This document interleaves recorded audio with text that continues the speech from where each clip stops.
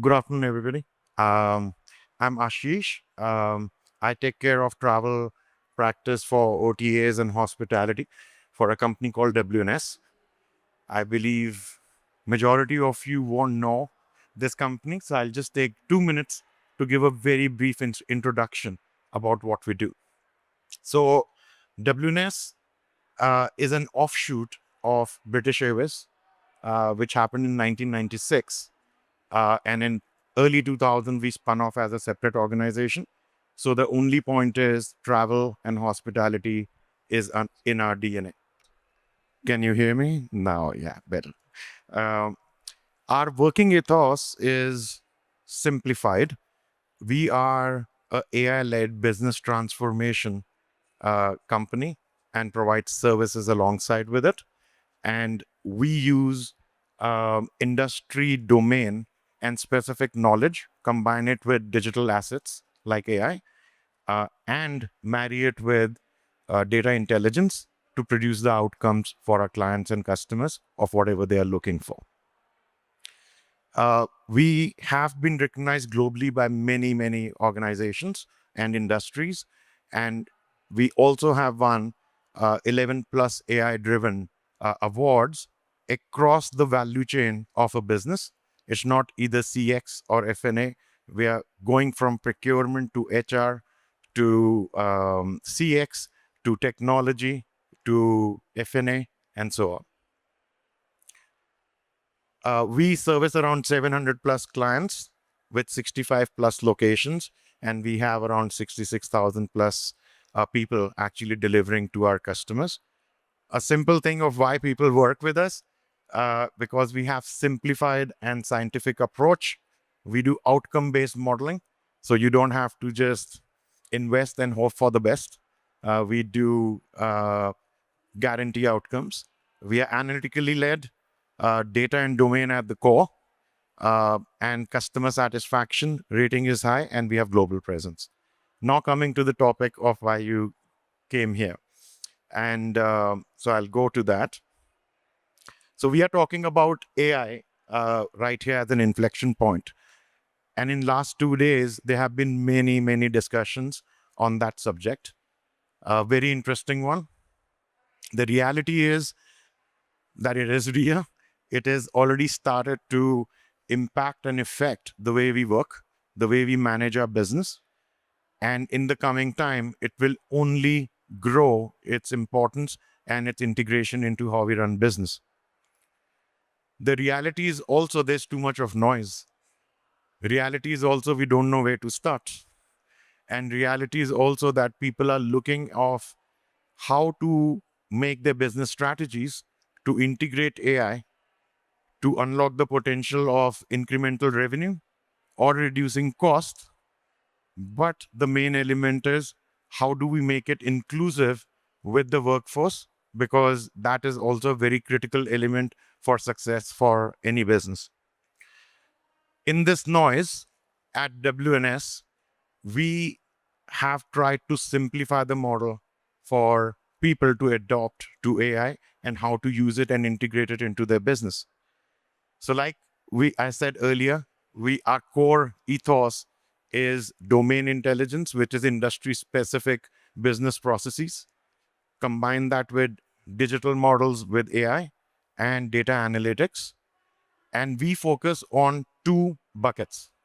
One is how do we generate incremental revenue? Second, how do we reduce the cost to give you cost effectiveness as a business?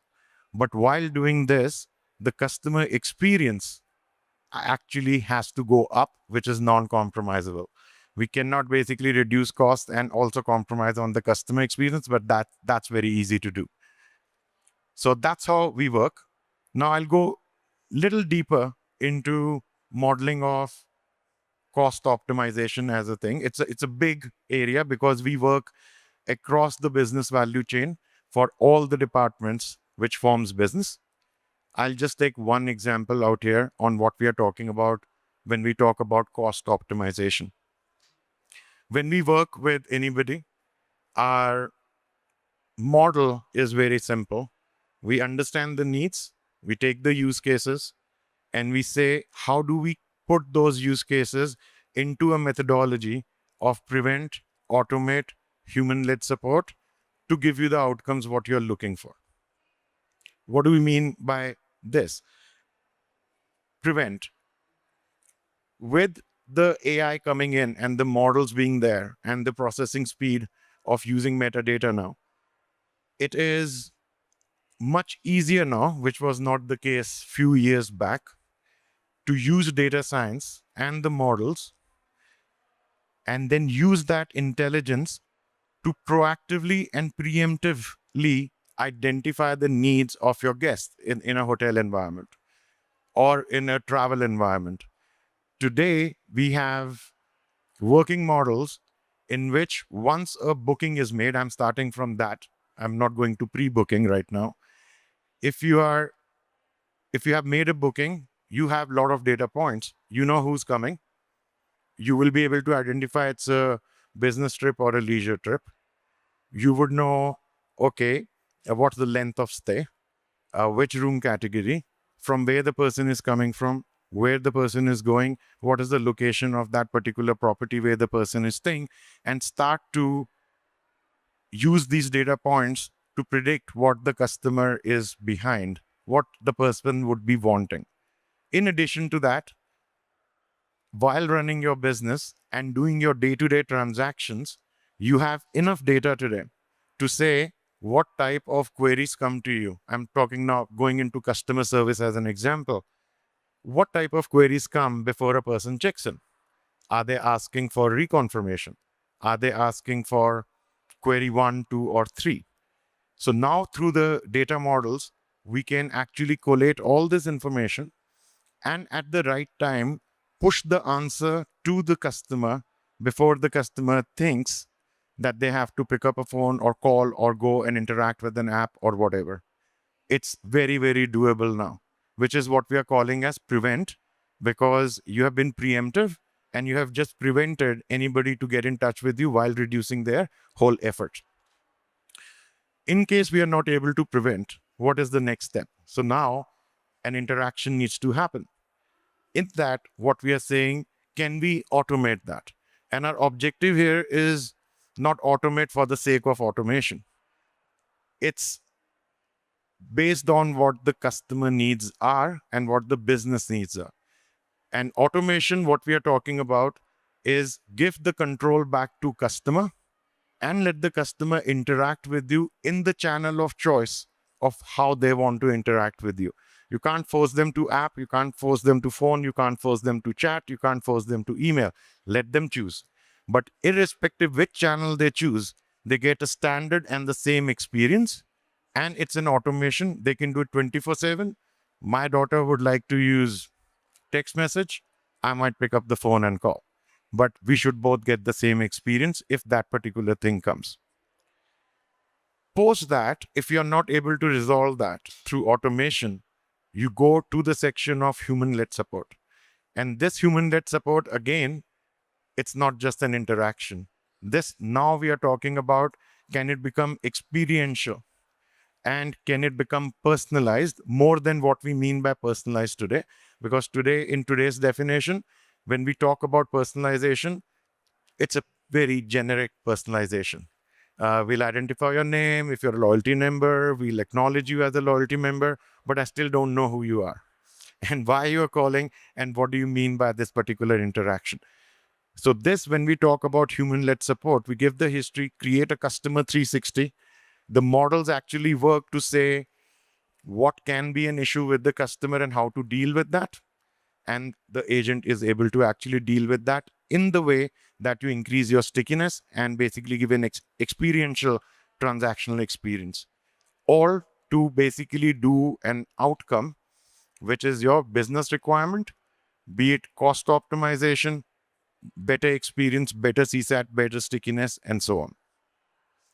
So this was one example which we were talking about here. And we are not talking about one use case, though I covered one use case with you, because we deal with the entire value chain of an organization. So these are some examples of what we have done so far. So like in finance and accounting, I mean, I haven't seen much discussions in the last 2 days. what is the role of AI in finance and accounting? What is the role of AI in procurement? What is the role of AI in HR? And so on. So we touch all the departments, these plus customer facing and customer facing support. So in finance and accounting, we have worked with 150 plus CFO offices, and this is just one KPI which we are talking about here. We have generated around 1 billion plus cash flow opportunities for the CFOs. In procurement areas, we have done 37,000 plus projects, saved in double-digit numbers on their procurement costs, which is pretty heavy in hospitality. In addition, we right now manage around 150 billion worth of spend management for various organizations from big to small. So when we talk about these numbers, it's not that you have to be big to actually use these facilities or use these features. You can be a small organization, medium-sized organization, or a large organization, doesn't matter. And in customer experience, the way we work, because we also do a BPO and a BPM facility, which is the human-led support. Today, we are managing 100 million plus transactions annually for our travel and hospitality partners, saving them costs, reducing customer effort, while improving CSAT and NPS. So these are just some examples of what we can do and we are doing in various areas. Now let's switch to revenue generation. That's another angle which we work on. And again, it's a very large area because you can have interaction from the way you would target the traffic to come to the site, how you acquire customers, how you increase repeat, how you do revenue management, how do you do pricing management, and so on. But we'll just pick one example in the lieu of time and go on. I'll hand over to my colleague out here, Krunal. Hi everyone, Krunal Kapadia this side. I take care of digital solutions at WNS for the OTAs and hospitality vertical. So let's talk about how experiences can help enhance revenue. 100% of the hotels in downtown Denver knows that there's a hospitality show happening in 3 days. We have a lot of guests coming over. There was possibly 80%, or rather how many of them took care of understanding that there was a show at Filmora yesterday, and probably a lot of people like me are dehydrated today, and I would like to have a great massage or a spa. And how many of the hotels did even take attempt to trigger those messages at right time? The thing about experience is knowing the customer better. And when we say customer better, knowing what have they come for, it's beyond putting that note in the room that, hey, hi Krunal, welcome to the hotel. No, it's beyond knowing that you have come here for a business trip. Rather, knowing they have come for the hospitality show. There are 3 days, and the concierge or the information desk is overflowing with the number of people answering what's happening, and there's a long queue, and somebody is flying out to, let's say, somebody like me who's come from India. A typical itinerary, if the front desk would have a typical itinerary for somebody coming from Europe, somebody coming from India, somebody traveling within US, probably you can anticipate that 90% of people traveling from India would leave tomorrow. It mostly 100% of the people traveling within US in a 2-hour flight would leave today. So if I'm traveling tomorrow and I have an evening free, how many of them took care to trigger me an SMS that, hey, go to Red Rocks, there's a great concert you would like to enjoy or spend some time over there?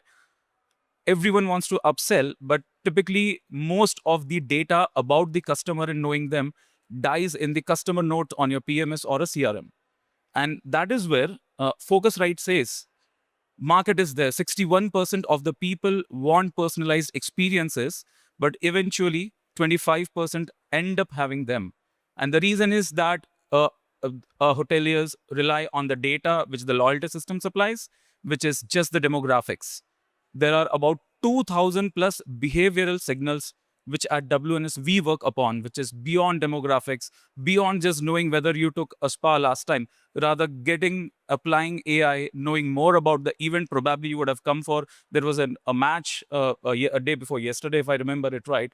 There are anticipated things around that which I could design and deliver a message instead of just putting a a printed copy in the room that, hey, you have discount on this particular thing. And that is where we help clients drive revenue. So it's a lot of behavioral signals. We work with PMS, we work on the CRM data, go beyond, we apply AI, go to the internet, scrape a lot of information, and then design a chain of event that if I have to upsell something, if I have to simply give a better experience, even if it's not upselling, then how do I do it? And that is where customer loyalty starts. Customer loyalty starts at the front desk during the stay rather than giving them points. And that is where we work on 4 areas. One is, of course, knowing the loyalty part of it, knowing your customer better, how many times you travel in a day, and a lot of models around that. But then the second part, when we talk about hyper personalized content and hyper personalized targeting, it's beyond knowing the customer what they are coming for. As somebody who work with a large hotel group, we help our clientele in not just knowing the customer better, knowing the event better, and anticipating the needs, because that is something which happens during the trip and not before the trip. And that is where we help them drive a lot of cross sell upsell opportunities by delivering the right message at right time at the desk or in the room or on the phone. And then lastly, we help design a lot of campaign content around that. For example, if I'm a family traveler and I am here on a trip while there's a show going on and I have a tag, probably I'm on a leisure trip, business and personal. So how do I target them with a specific chain of events, specific chain of actions, so that my front desk is less busy, my model work on targeting them right, and it actually converts and it makes them a better, gives them a better experience. So that is what we do at WNS. We work with a lot of large hospitality clientele in terms of leveraging. This is one of the example where we help one of our client over the period of 9-year long relationship. Our client officially achieved, because of the models and the approach we have in targeting the customer right, about 2 billion in incremental revenue over the period of 9 years. There was about 80% approximately increase in new customer acquisition, the registration surge. And when we say new customer, it's not just somebody who stay for the first time, but somebody who uses your service for the first time, apart from the room. And then there was a churn. Typically, when you reach a particular milestone in your loyalty campaign, there's a sudden drop in reuse of the same chain and the same brand. They would probably switch to a different one.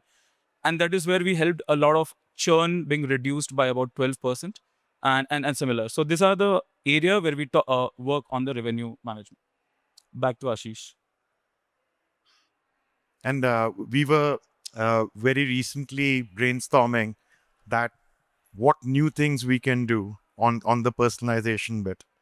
And one of the ideas which we were even kind of discussing with few hotel partners and people who are on the conference is that can we convert the line items which go in your billing folio at the checkout into separate data points which can be used as metadata to actually predict usability of your services more next time when the customer comes. Now, some PMSs are planning that path already, where they're going to basically do it digitally. But today, majority, it'll take very long for everybody to move to that. But that's an amazing thing. And we couldn't do that before the AI models came in. Now we can actually play with that data very, very easily. So just to finish, again, we are talking about how we work out here.